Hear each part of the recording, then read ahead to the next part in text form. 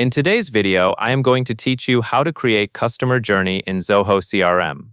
To begin, log into your Zoho CRM account and look toward the top area for the Setup option. It is represented by a gear icon. Click the gear to open Setup, then find Process Management.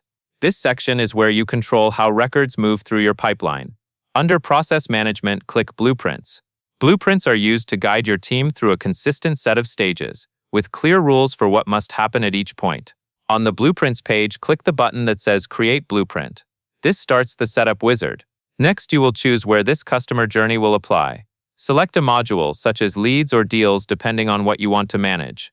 Leads are usually for early interest, while deals often represent active opportunities.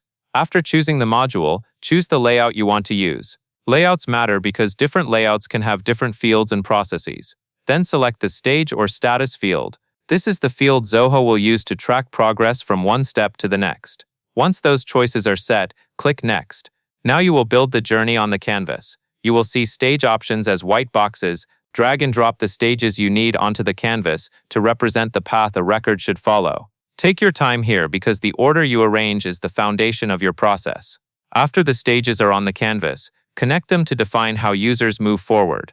Click the plus icon between stages to create transitions, which appear as green buttons. Each transition represents a specific move from one stage to another. Click any transition to set rules and guidance. In the Before section, assign who can perform the transition, such as specific owners or roles.